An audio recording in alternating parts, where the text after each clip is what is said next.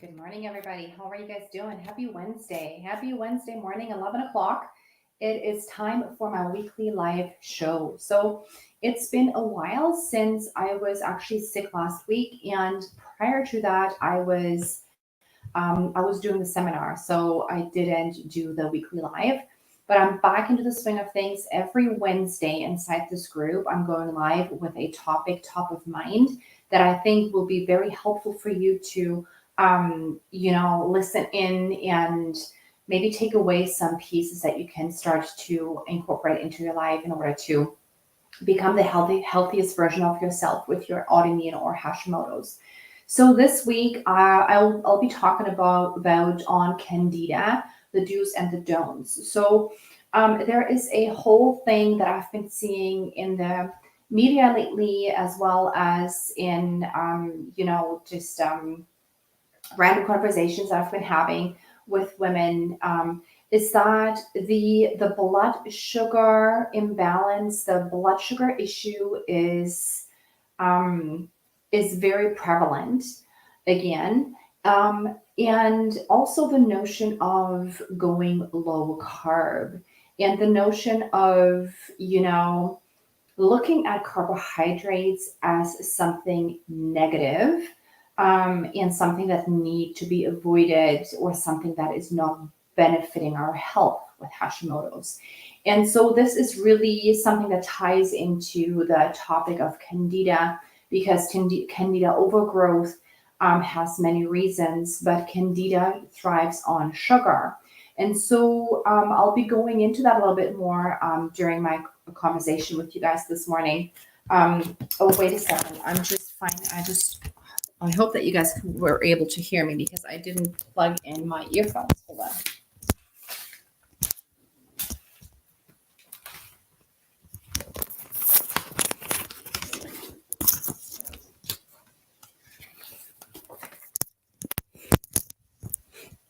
I apologize for that. I hope that you guys were able to hear me. Okay. So because, let me see if you guys can hear me. Let me just see if I can hear me. I want to make sure that you guys can hear me.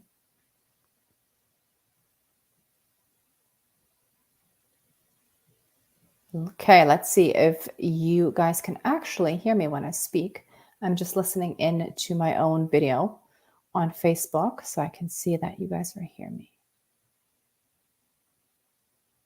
Yeah, I think you can. Okay, perfect. So having said that, Candida thrives on sugar, and Candida is something that a lot of women are dealing with. Yes, I can hear me. Okay, I need that. So it's something that a lot of women struggle with when we're dealing with chronic inflammation. I'll give you a little bit the reasons as to why. And then we're going to be talking about some of the do's and don'ts if you believe that you are struggling with Candida. But bringing it back to the blood sugar again, is that, the blood sugar that has been off balance for a longer period of time, which is really tied in with, stress management. It's really tied in with the cortisol production in your body. It's tied in with insomnia and sleep issues. And then also eating not the wrong types of foods, but maybe eating in a schedule that is not benefiting your blood sugar to continue to be stable throughout the day.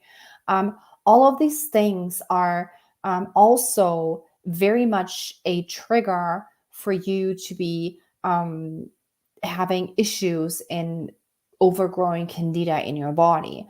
And so that is so closely connected that I really want to make that connection. And I do want to make that connection because I do have that workshop coming up on June 28th, in which I will actually talk about the unique carb tolerance. Because I've been seeing these, almost the carb phobia, the always, like cutting out all of the carbs in order to quote unquote heal your gut.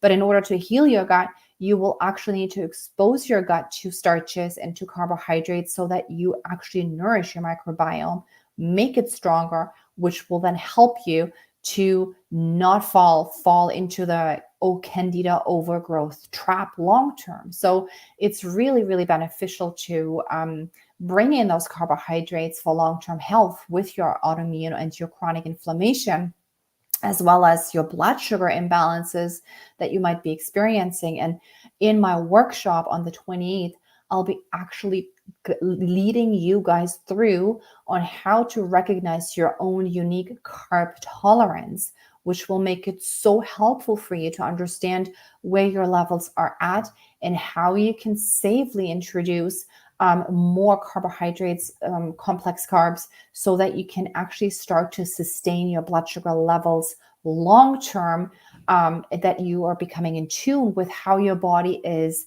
absorbing and digesting the carbohydrates in your body, so that you can then create that palette around what type of carbs you need, how it can sustain you long term, and how to keep your blood sugar stable, not crashing, and not having to fear the carbohydrates. So if this is something that is resonating with you, and I know it's resonating with a lot of women in here, because blood sugar issues are so rampant due to several reasons, then I will encourage you to sign up for the workshop. It's a free community workshop that I run.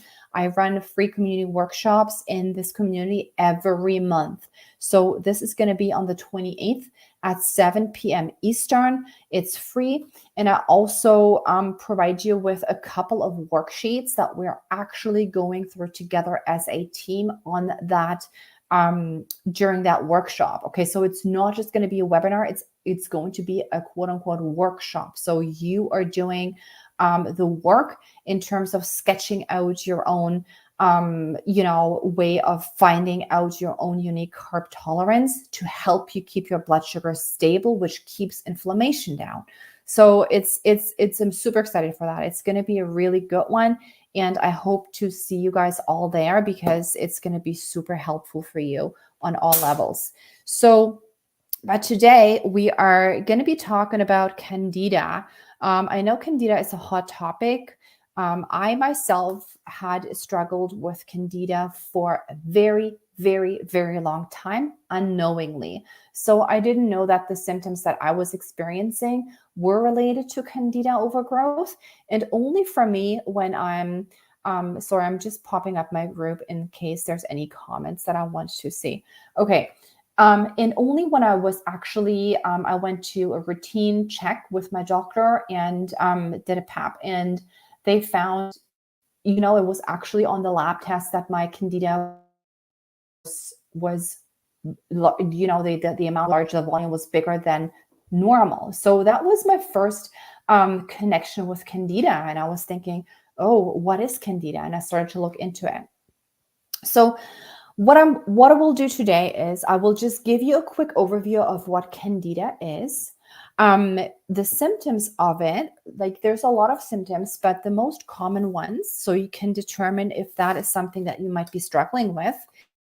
And then I'm going to be talking to you a little bit about the do's and don'ts when you believe that you are struggling with the Candida, and how you can, what you have to focus on when you are either doing a cleanse or when you are thinking about eradicating the Candida. Okay. And if there's any questions, please always reach out here in the comments. I see that some of you guys are watching. Plop them in the comments. I will reply to you. If not, you can always send me a message and I can get back to you later. Okay, so Candida, what is it? So for those of you who are not familiar with Candida, so Candida is a yeast, and that yeast lives in your gut. It normally does. So it's a part of our normal gut environment. And it only becomes an issue when it starts to overgrow, which means it's becoming dominant and it's pushing out a lot of good bacteria and the diversity of your gut microbiome. And then it becomes an issue, and then you'll start to have symptoms. Candida in itself is, when you look at it under the microscope, it's a really kind of like it's a creepy little thing to look at because it has those long tentacles, and those tentacles are actually burying themselves into your gut lining, and in that process can also um, cause damage on your gut lining at the same time. So it's not just the candida, the metabolites that you are experiencing symptoms from, but it's also actually mechanically that burying into the gut lining that can damage your gut lining, which is not helpful, right? Long term to keep inflammation down. So it causes disruption on all sorts of levels. And the symptoms that you're experiencing or the symptoms of Candida can be really complex, and they can be far reaching and numerous. Because the thing with Candida is, and doctors might tell you otherwise, but if you look into the research, Candida actually travels. So when Candida overgrows and when it gets into your bloodstream, it's not just staying locally in your gut. It actually travels to to different areas in your body. And so, Candida has been found in your vagina, in vagina, Candida has been found in brains and in joints and all of these things. So Candida is very pervasive that way and can really cause issues on all different levels in your body, and that's what makes it so difficult to deal with sometimes because it's very persistent. um, but most of the times what we're finding is we're finding, of course, digestive symptoms because that's where it all starts, right? So usually it comes, of course, with bloating, even though bloating is something that, can be due to many other reasons as well. But one of the biggest symptoms that I see with Candida from a physical standpoint is a thrush, like an oral thrush. So when you scrape your tongue in the morning, which everybody should actually, because it's a detoxification process and it helps you detoxify. And you'll see if you have on your tongue that white layer of fuzziness sitting like an oral thrush. This is a flagship sign of Candida overgrowth in your body. So you have those white spots in the mouth or on the tongue, and sometimes even cracked lips are really, really huge signs and flags of Candida overgrowth.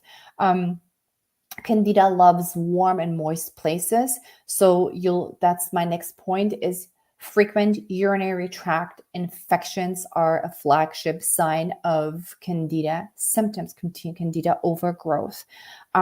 It can be very painful, and oftentimes we're treating UTIs with antibiotics, which makes the whole thing worse. But of course, I mean, that's not to say that you shouldn't be doing it. You shouldn't be going on antibiotics if it's really, really bad. And if your doctor tells you that you need it, absolutely. However, just know that the antibiotics are actually helping we're not helping, but they're supporting the root cause as to why you have been developing Candida in the first place. So you'll have to keep that in mind, and you have to do some work around that to offset anybody's that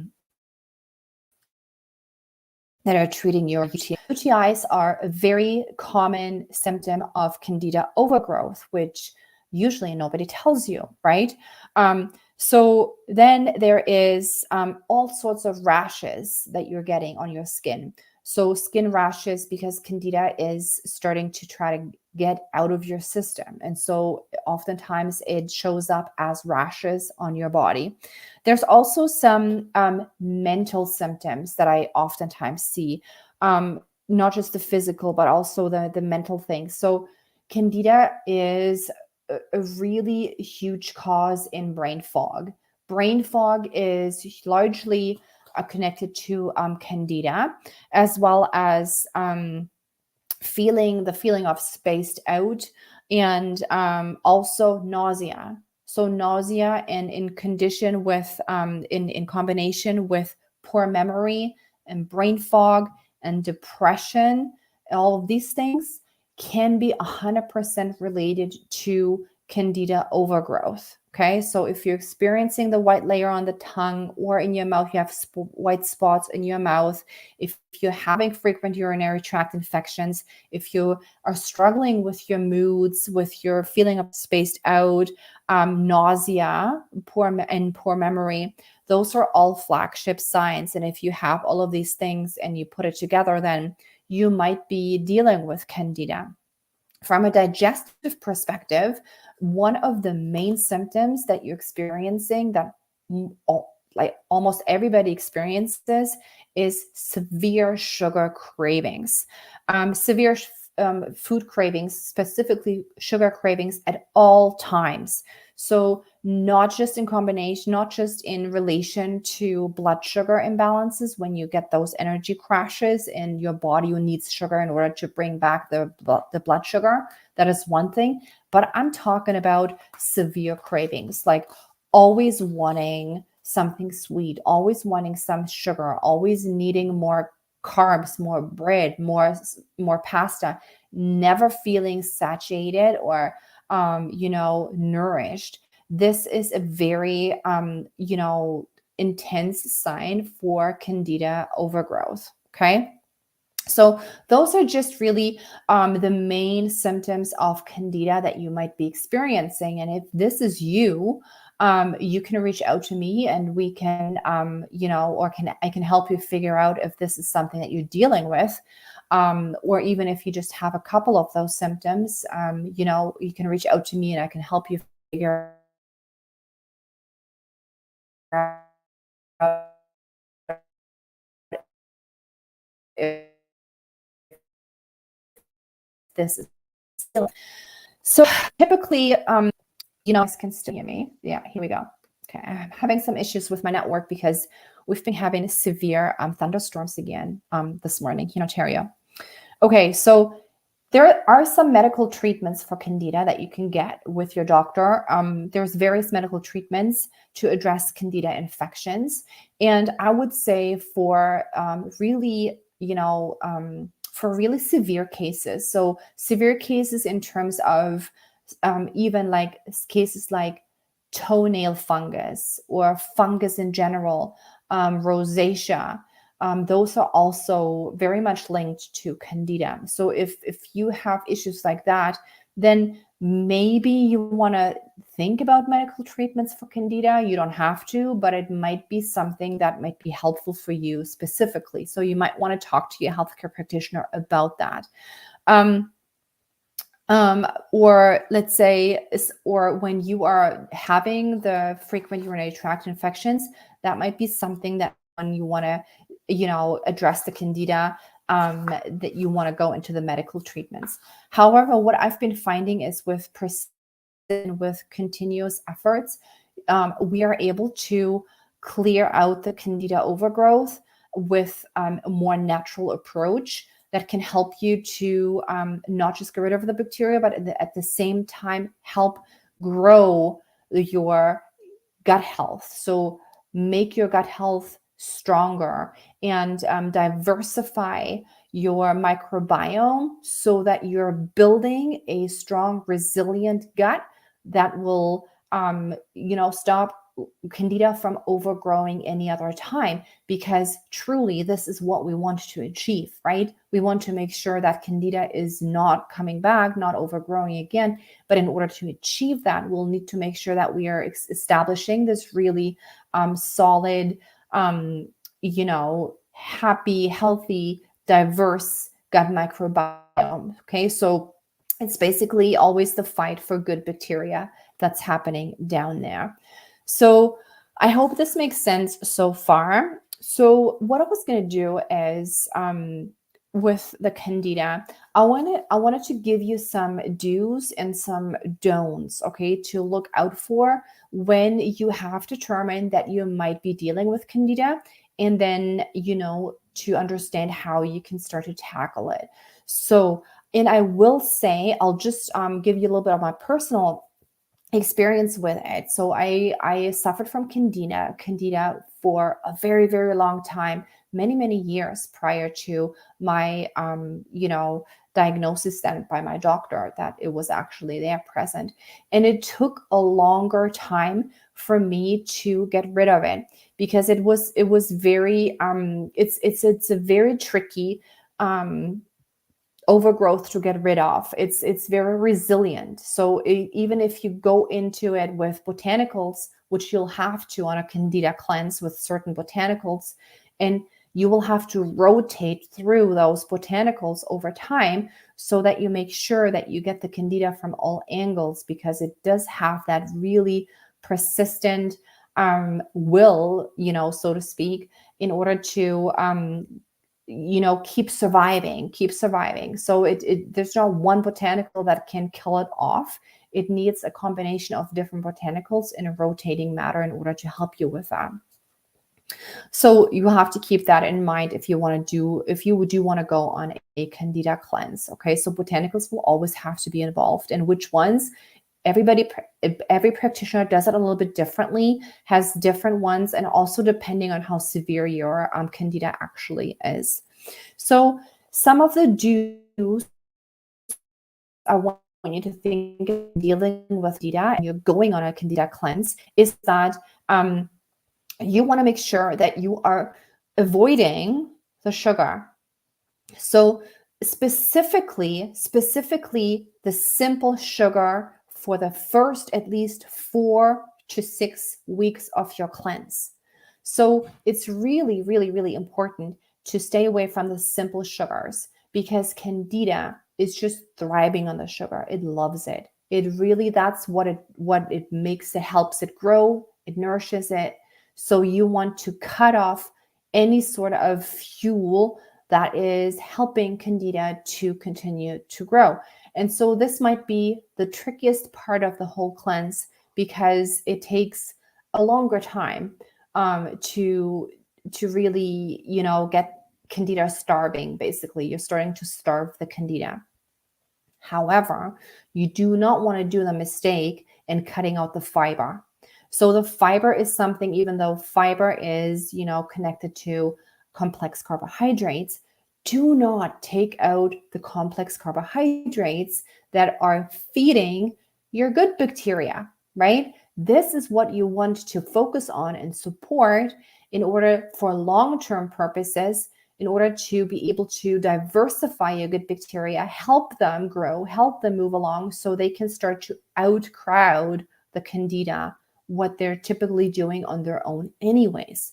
Okay, so you need to eat your fiber, right? Your fiber is also helping you to detoxify and help you eliminate. And you have to keep that in mind when you are going on a candida cleanse, is that everything that you're breaking up in your gut with the botanicals that you're bringing in, you want to eliminate, you want to purge, you want to get rid of. And if you are having constipation, if you're not being able to go to the bathroom properly, and you're going on a full-fledged candida cleanse, this can actually backfire on you, right? Because everything that you're breaking down is not leaving the body. So it's just accumulating toxic load in your system, okay? So you do need to eat your fiber, and you need to make sure that you're detoxifying and that you're eliminating on a regular basis.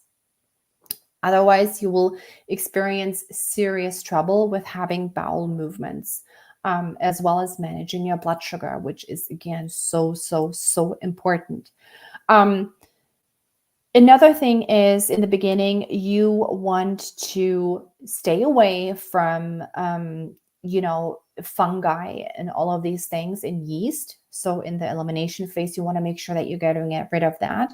And you do want to consume naturally antifungal foods.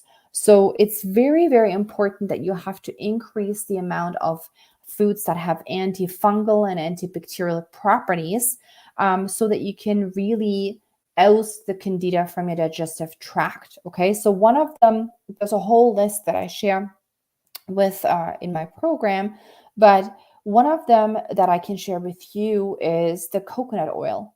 So coconut oil is just a fantastic food for that because it's rich in caprylic acid and lauric acid.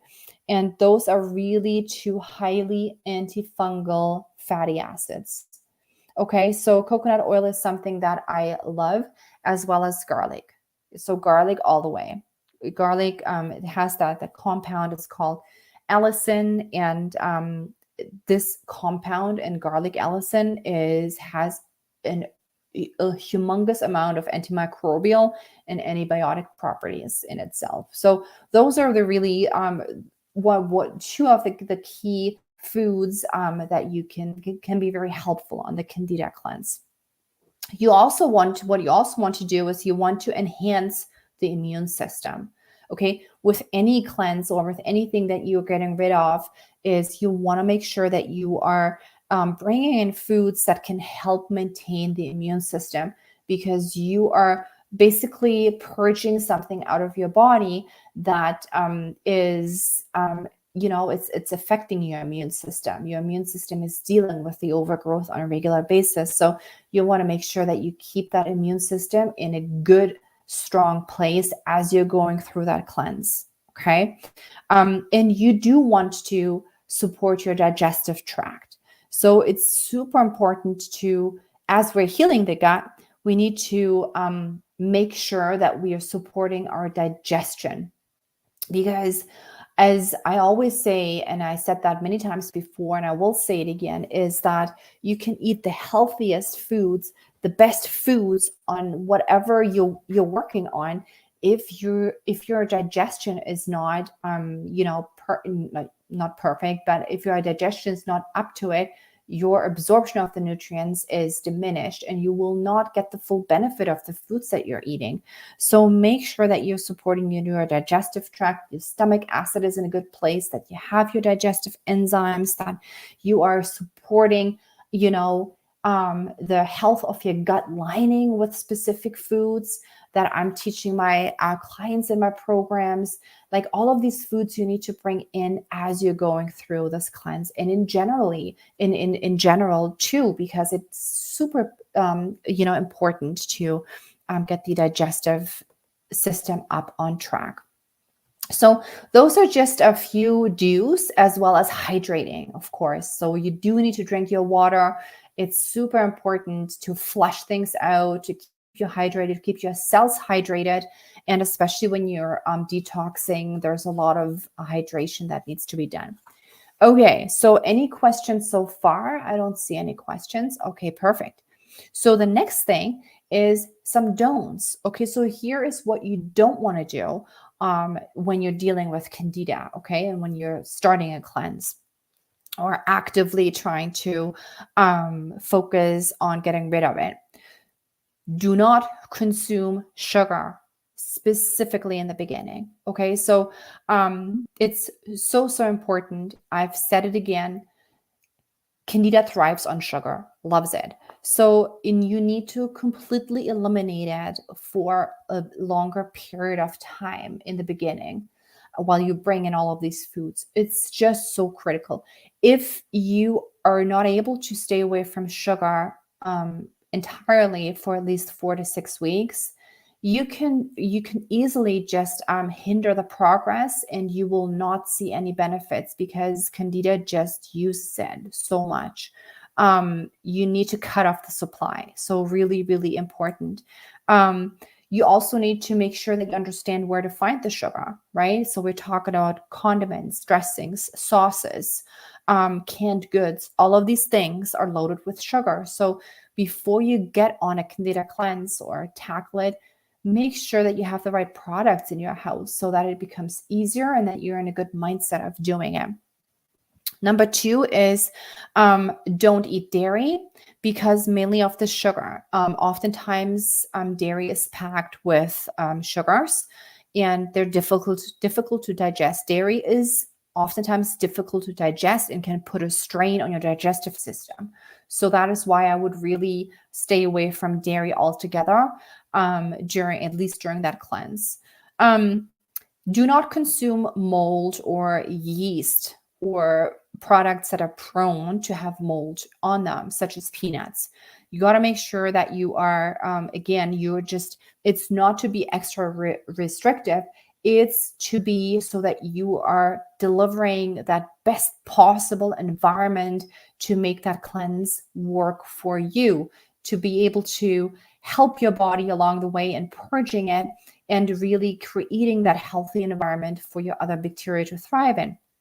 So, foods with yeast and mold promote candida growth. Okay, so that is why you need to stay away from alcohol and yeast extracts and yeast spreads, and even healthy foods such as brewer's yeast and peanuts and mushrooms. They're all good foods, but for this purpose, you would have to stay away from it for a certain amount of time, and then you are introducing again.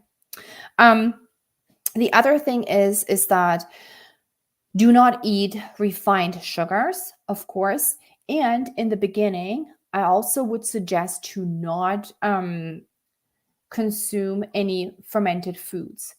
Even though, now don't quote me wrong here, is I love my fermented foods, and fermented foods will actually become very, very, very important in the second half of your candida cleanse when you're starting to reintroduce the foods that are helping you diversify your gut bacteria and healthy gut microbiome.